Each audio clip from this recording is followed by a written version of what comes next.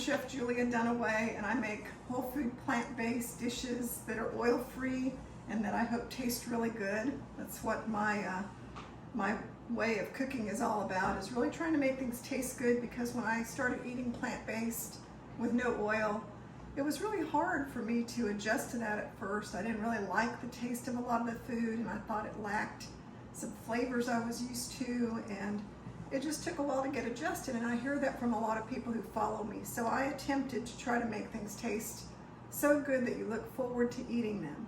So my recipe for today is Japanese style curry. And in Japan, it's actually called kare raisu, so like curry rice. And even though it doesn't sound like a Japanese dish, it's very, very popular in Japan.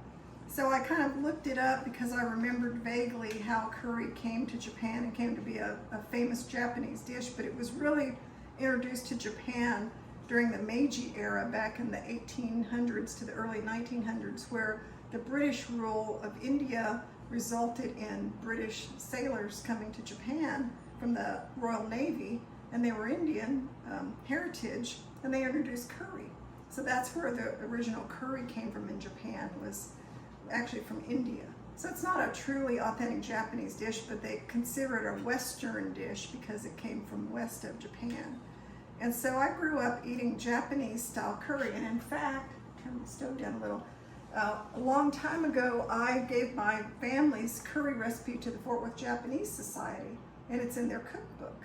And that was kind of the version of curry that I came up with, not my mother's recipe, because her recipe was the style of curry that's made with a brick that you buy at the Asian store. It's like, you know, a solid block, and it has curry spices, oil, and different preservatives in it.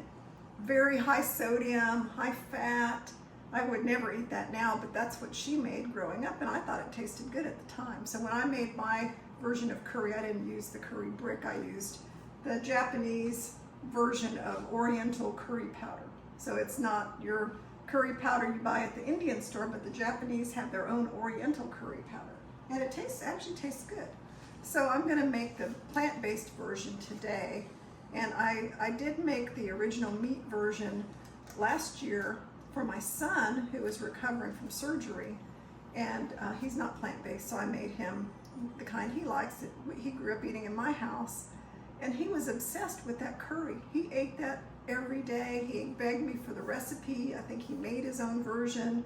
So my kids really like this, and I think they would like my plant-based version. I just have to get them over here to try it. So that's what I'm gonna make today. And this recipe was in my 50 recipes in 50 days ebook that I have printed out here. And this ebook is available on my website. There's a link. And it was on day 44 of the 50 recipes in 50 days thing that I did in 2020, where I went live for 50 days and cooked a different recipe every day. Well, one of the days was plant-based Japanese curry. Now, this one is a little bit different from my version then. I've improved it. My cooking has improved a little bit, so I think this version is a little bit better. I've made some changes, so if you go to that ebook's recipe, it's not going to be the same. And I will put the recipe for today in the show notes so that you'll have it. But basically, curry is a simple one-pot meal. It's not too complicated. And in this one, when I say plant-based, it's going to have some typical things you usually find in curry. You find potatoes, onion, carrots. Mine has bell pepper, but you may not find bell pepper in it. But, you know, it might have bell peppers. It's whatever you like. Mushrooms are popular when it's plant-based. Of course, garlic and ginger. And then you can add other things as you like to, but those are the basic things I'm going to put in there. And then for the sauce, to sweeten it up, there's an amount of, usually some kind of sugar in curry. That sounds weird, but there is an amount of sugar in it. Well, instead of sugar, I'm going to use some date syrup. And to add a little extra sweetness, I'm going to grate a little apple into the curry. And that gives it a little depth of flavor. A little tomato, some soy sauce, some sake, and it's just going to have a lot of different levels of flavor. So we're going to get started with it. And as I'm cutting up these things, I'm going to tell you a little bit about how to eat the curry. So I'm using one of these giant Texas onions. So really, if the recipe says a small onion, you can certainly bet that it's going to be half of an onion if you're in Texas, because they have gigantic onions. And I'm just going to cut it into like 1/2 inch chopped pieces and get it here in the pan. Let me get my trash bowl back here. I was in my garden a few minutes before I started this video preparation, and I found some zucchinis and squash, yellow squash, and I started thinking, I'm not going to use those today, but they definitely could go in the curry. Nothing wrong with that. So, you know, it doesn't have to be the vegetables I'm showing you. In fact, I think in my original recipe, I had some fresh eggplant. So I steamed the eggplant, and that version in the 50 Recipes in 50 Days ebook has some steamed eggplant, and I steamed it before I put it in, I think to make sure that it was cooked all the way. So let me get this in here. Oops, try not to get them all over the house. Pick those up later. Get a couple of them. That wasn't so many. All right, so I've got my skillet. It's on kind of medium-high heat over here, and this is one of those kind of deep skillet pot type pans, and it's non-stick, it's Calphalon, and it's kind of nice because I can cook the whole thing in there. It's just a good size. A couple of garlic cloves, and then we're going to put a tablespoon of minced ginger. Looks like I forgot my ginger grater, so I'll just have to chop the ginger, but it doesn't matter. It'll still develop the same flavor. Remember, with your garlic, if you just smash it, the peel should come right off. And we only need a couple of garlic cloves, but if you're a garlic lover, you can always add more. Some people don't think it has enough garlic flavor unless it has like 10 cloves of garlic in it. I think 2 is enough for me. This year I'm growing garlic in the garden for the first time. And I never thought about growing garlic. It didn't occur to me that it would be worthwhile to grow garlic, because, you know, garlic is a common ingredient you can find in the grocery store, so why do we need to grow it? But then a friend of mine went to Kentucky to visit her family and friends, and somebody gave her a bunch of homegrown garlic. Okay, what I'm doing is I'm browning up the onions. I don't have anything in the pan, but I can tell it needs a little liquid. So I'm going to throw in a little water. Since we don't use oil, we have to kind of let the food cook a little bit to develop some brown parts, and that gives it some good flavor, but then we don't want to burn it. So without any kind of oil or anything, at some point, it's a good idea to throw in a little bit of water. So when my friend brought me back the beautiful garlic, you know, and she brought me all these different varieties of garlic that I've never seen before, like, you know, silver lady and all these different things. And I have to admit, I was kind of, you know, thinking, whatever. It was a huge, you know, basket of garlic. I was kind of thinking, okay, I'm just going to use my grater. This is not the grater I usually use for ginger, but it's going to work for today, because I just don't want to have any big chunks of ginger. We want to have about a tablespoon. Normally what I use to grate ginger is a microplane grater that grates it a lot finer, but see, this grated it up pretty finely too. So I'm going to throw this ginger in here, turn my heat up a little bit. And so then, all right, so my directions are onions, ginger, garlic, cook until they're soft in 5 to 8 minutes. Well, to speed it up a little bit, I am going to put the lid on, and that tends to soften the onions faster. And then I'll start cutting the carrots and the potatoes. So then, you know, when I started using this garlic from my friend, I was astounded by how good it tasted, and it was very different from grocery store garlic. It made a huge difference. Like, I made a roasted garlic dip, some kind of, you know, plant-based dip with it. And I used the garlic from Kentucky that was, you know, super mild and homegrown. And that dip tasted so wonderful. Well, then I made it again with grocery store garlic, and it tasted terrible. It was real sharp tasting, and it wasn't pleasant at all, and I realized it was that garlic, the mellow garlic, that made it taste good. So that convinced me that I needed to grow my own garlic. So this year I have all kinds of varieties, and I will see if I, first of all, if I can grow garlic. Second of all, if it tastes good. We'll see if my Texas garden will produce as good a garlic as the Kentucky garden did. All right, so I had 3 carrots, and these are really good carrots. Make sure you get the best carrots you can find. I always buy the ones with the greens attached. They're organic. Sometimes when you buy the bag of carrots at the grocery store, they've been sitting around for a long time, and the ends will be all dry and not very good looking. And when you eat those carrots, they're kind of bitter. And then you wonder why your dish didn't taste very good. Well, it's because the carrots were kind of old and bitter. So it pays to have really good carrots. Okay, I'm taking these potatoes, cutting them into little, like 1/2-inch pieces. We don't want the potatoes to be huge because everything should be about the same size. So if you look at my vegetables here, you'll see they're all similar sizes. All right, so this has been cooking good. All that liquid is evaporated, and I'm going to turn it down a little bit. And then I'm going to start adding these other vegetables here in a minute. So I cut the potato in half. These are Yukon Gold potatoes. And then I kind of cut that potato in half, and then cut it down the middle. So half, cut that part in half, and then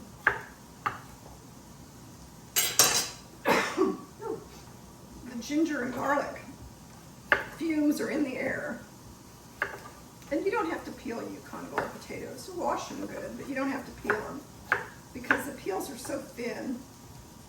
It really doesn't make any difference if you peel them or not. All right, so look how quick that was. We have all the carrots, we have all the potatoes.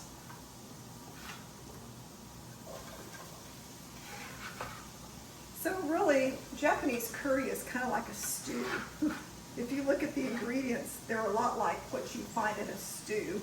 All right, so we have that, and then we can put in our bell pepper. I'm going to turn the heat down a little bit. So I have a red bell pepper, but you can use a yellow bell pepper, orange, green, although I don't really like green bell peppers. I just cut around the edges. And this is not a very big bell pepper. You don't want to have, a giant amount of bell pepper in your curry. The traditional one that I made for the kids growing up and that my mother would make, she usually made chicken curry. She would use chicken thighs and sometimes beef. So for my son, his request was beef curry. So that was the one I made for him, and he really liked it. Okay, so I've got the bell pepper. Then we can add some tomato. Oh, here, I didn't put the mushrooms in. Let's get the mushrooms in. These are cremini mushrooms. I'm gonna quarter them. I'm not gonna slice them because they're kind of small. So I'm going to, well, maybe this one's a little bit bigger. So remember, you want them to be the same size as everything else. So I'm just going to kind of rough chop them, I guess you could call it. So they're not exactly sliced, but they're not exactly quartered because they're a little too big for that. I'm cutting off the very end of the stem because it's kind of dark and not very attractive in your food. So the mushrooms kind of give it that meaty texture that you look for, because if you're trying to get the taste, I know some people, when I kind of promoted this video and said I was going to be making Japanese curry, somebody said, oh, I really miss Japanese curry. Well, the plant-based version is never going to taste exactly like what you probably had Japanese version, because truthfully, the Japanese version that you probably had was full of fat. It was full of oil. It probably had meat. So see what we've got? We've got all these beautiful vegetables, the garlic, it smells good, the ginger. And now what we're going to do is we're going to add our stock. We're going to add 4 cups of vegetable stock or broth. and get it in here and get this cooking while I tell you about the rest of the ingredients. So, you know, the traditional curry flavors, it's a very fatty kind of rich dish. So, you know, if that's what you're expecting, you're not going to get that with the plant-based version. And this is just some vegetable stock I got at the grocery store. Of course, it's better if you can make your own, but a lot of people are pretty busy, including me. The garden has taken up a lot of my time this time of year. So instead of making my own stock, I purchased store-bought stock. So when you buy vegetable stock, just make sure you get one that's lower in sodium and that you like the taste of it. It doesn't matter if it's low in sodium if you hate the taste of it, because there are a lot of weird vegetable stocks out there that have added like sugar and pear juice. I'm going to put the lid on to get this to come to a boil faster. And you know, these stocks will have all these weird flavors, and then you don't really want to use them because they don't taste good. So then it's not worth it.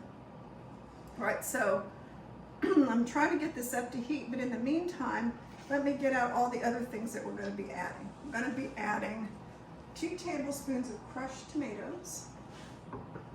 Get a tablespoon. And then some date syrup. About a tablespoon of that. We don't want to overdo it with the sweetness. Actually, a teaspoon. Some Japanese sake. Now, probably a lot of you don't keep this in your pantry all the time like I do, but I always have it because I make a lot of different Japanese dishes, so it's an ingredient I keep around. But if that's something that you would normally not have because you know you would never use it, don't go out and buy a whole bottle of sake for my recipe unless you want to drink it. You can drink it hot or cold. This is probably not the best brand for drinking, but you could. A tablespoon of tamari. I'm using just a traditionally brewed tamari, or you could use low sodium soy sauce. And then we have our curry spice. I have 2 kinds. Got the one in the can, and I also have one that I ordered from Sonoko Sakai online. She's a Japanese chef in California. I think I'm going to use hers because I like it better and I don't have much left. And last night I ordered another can of her version because I like it so well. She has a website and you can get her curry powder on the website. Okay, so let's go ahead and put everything in here. 2 tablespoons of crushed tomatoes. Now we don't use much of this can of tomatoes, so what do you do with the rest of this? If you're not going to use it right away, you can freeze it. And I tend to freeze things like this in small quantities, like in those little 2-ounce portion cups, because that way if I need to use it for something else, it's a small amount. If you freeze the whole can, it's hard to ever use that much at one time. So I just freeze it in 2-ounce portions. Tablespoon of the tamari, or low sodium soy sauce, and then a teaspoon of my date syrup. Not too much. I'm not going to measure it, I'm just going to kind of eyeball it because I can tell it's just a little drizzle. And if you don't have date syrup, you can use any kind of sweetener, sugar, cane sugar, maple syrup. It's just to have that little hint of sweetness in here. Mix it up a little bit. Now, an important ingredient is the 2 tablespoons of curry powder. So let's see if I have 2 tablespoons of my curry powder left. 1, oh my goodness, almost exactly. So I got my 2 tablespoons of curry powder. And this S&B Oriental curry powder looks the same as that. It's kind of a golden curry powder. It's not bright yellow or anything, it's almost brown. And you might want to know, well, what's in their curry powder? It's the typical thing: turmeric, coriander, fenugreek, cumin, orange peel pepper, chili pepper, cinnamon, ginger, star anise, thyme, bay leaves, cloves, nutmeg, sage, and cardamom. So your typical curry spices, maybe a little bit different than your Indian curry spices, but I think it's very similar. And then our sake, 2 tablespoons of sake.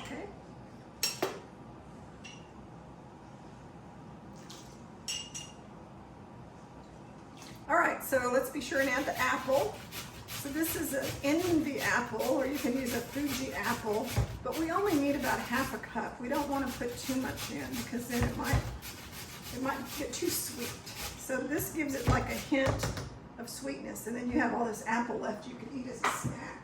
I love these envy apples and eat them all the time. Eat one a day pretty much. Okay, so the apple is in. Okay, so we bring this to a boil and simmer it for 30 minutes. And then what we're going to do after it's simmered for 30 minutes is I'm going to make my slurry. Then I'm going to talk about the tofu while it's simmering. So let's get this in here. Let's get it simmering. This is at the end. I'm going to make a slurry is just when you take some kind of starch and water. So in this case, a tablespoon of cornstarch and 2 tablespoons of water. Because it's going to be very thin, and we're not making a roux. In a lot of curries, you start out with some kind of oil and butter, and flour, and that makes the roux. It's like the basis of a gumbo or sauce or whatever. Well, that's how a lot of curry, this is my slurry, that's how a lot of curry starts. Well, obviously we're not using oil, we're not using flour, we're not starting out with a thickening sauce, so we don't have that in our curry, so it's very thin. It's not going to be a thick curry stew unless we add something to thicken it, and that's what we're going to do with the slurry. Okay, so we got to get that going, 30 minutes. We'll come back to it when it's ready. I'm going to turn the heat down a little bit here in a minute. So let's talk about what we're going to put in it instead of chicken or beef. All right, so I'm using tofu. And what I've done with my tofu is I have baked it, and I've baked it to the point where it's very meat-like. And I actually kind of experimented with my tofu this time to make it more of a meaty tofu than normal. And how I did that, and let's see, 30 minutes, okay, I know from my watch. Anyway, so what I did this time that's a little bit different is I took my block of tofu and I pressed it, and I pressed all the liquid out of it. I pressed it more than I normally do until the paper towels and the cloths were completely dry. And so it took a lot longer than normal to press all the liquid out. Well, then I marinated my tofu in my usual marinade, and it'll be in the show notes. It's just kind of a little low sodium soy sauce, tahini, and fresh ginger. And I marinated it for a good hour, and then I baked it. And what I did that was different was I baked the tofu for 35 minutes at 350. And so it baked a long time, and I'm going to show you as I cut it up because I'm going to be putting it in the curry, but not until the very end. So what I found by doing it this way is the tofu is a lot firmer, and it's a lot more like a texture that is not going to fall apart when it gets into the curry sauce. So, and why that's important is if you just took tofu out of the package and you just cooked it a little bit and messed around with it, cooked it in the oven, it tends to still be very porous and spongy, even if you pressed it, if you didn't really press it a lot. And it doesn't hold up well when you put it in a sauce. So what I'm trying to achieve is when I put this tofu in the sauce at the end, it's going to hold up. It's not going to kind of turn pale and lose a good texture. It's going to still have a good chewy texture. So that's why I made it this way. I'm going to let it sit here until the very end because I don't want to add it until everything else is done, because it doesn't need to cook. And it will just kind of break down if I add it too soon. So I'm going to come back when this is ready to have the tofu added to it and the slurry, and we'll finish off this dish and talk about what we're going to serve it with. All right, well, this has been simmering for 30 minutes, and everything is done. How I checked it was I took a fork and ate a potato, and it was nice and tender. So I have my slurry, remember the cornstarch and water. And I'm going to get this in here. And this 1 tablespoon of cornstarch and 2 tablespoons of water should be plenty, but you can always add more than that amount. It doesn't have to just be that amount. If it's not as thick as you like it, You can go back and add more, but for now I'm going to leave it with 1 tablespoon, bring it up to heat, real high heat, and then hopefully as it cooks it'll thicken. And now I can add the tofu. So remember, this was my recipe for tofu. Get my little scraper. There it is. That I tried to make it more of a baked tofu that would stay together and not break down as it cooked inside or warmed up inside the curry. So I think that will work.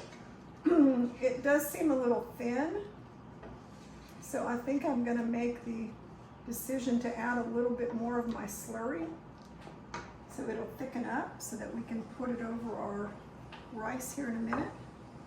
So let's make a little bit more of this. It's easy enough.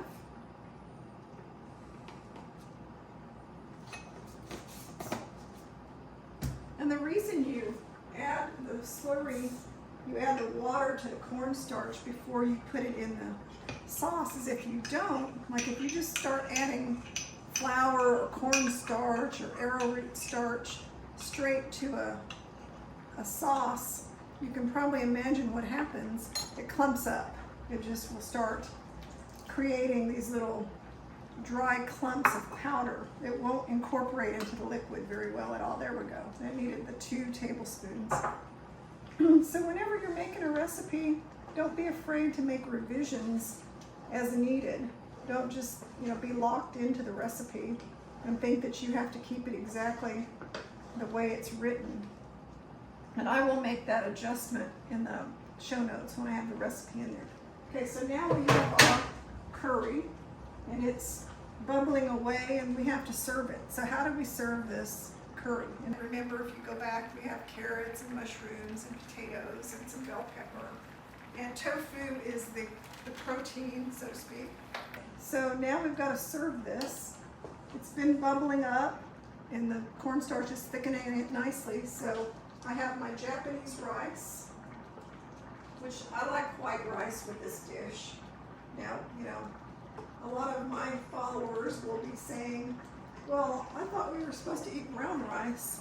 And yes, brown rice is whole grain, and it is something that is highly recommended. Eat whole grains, not white rice, eat brown rice. But because I'm trying to make it more like the authentic Japanese curry, I decided to make white rice. And I always have a lot of white rice because I use it for sushi and different things. So you can see this, it's thickening up well. You can see all the vegetables, the tofu, and we're gonna serve it on a plate, and we're not gonna cover the rice completely. The way you usually see the curry served Japanese style is there's partially covered rice, so it's kind of on the side, and you can see the rice, how pretty the rice is, and then the curry's there. Okay, so it looks like that. And then, how do you eat this? Well, the old way that I would always eat it when I was growing up was with red ginger, pickled ginger. It's very bright. I don't eat this as much now because it does have that red, fake kind of brightness. But I do have sushi ginger that's organic, that doesn't have any fake coloring in it. And I think that's a little bit better health-wise. So I'm going to use that because I love the taste of pickled ginger with the curry. There's just something about that. Now the Japanese will use something called fujinzuke. It's like a bunch of different pickled vegetables, and that goes really well with this too. But when you try to buy it, it's very high in sodium, and it usually has MSG in it. So it's like, man, I don't want to eat that. And then I like it to be spicy. So I'm going to add some of this red pepper mix, which is not traditional. This is shichimi togarashi, and it has a lot of different spices, but it's hot. So I like it hot. I'm going to add that. And that's it. And usually it's served with a spoon because, I'm going to turn this down, because of the sauce. So we just take it, and of course I have some nice big pieces of tofu in here, but you just, enjoy the sauce. The spice, the sauce, the little bit of sweetness, it's perfect. It tastes wonderful. And even though it's plant-based, it has the meatiness from the tofu, has all these different great vegetables. and I think you would really enjoy it if you make it. So I hope you make the Japanese curry plant-based, and follow along with my other YouTube videos for other recipes, and be sure and subscribe to my channel. So that's all for today. Thanks, and see you again soon. Bye-bye.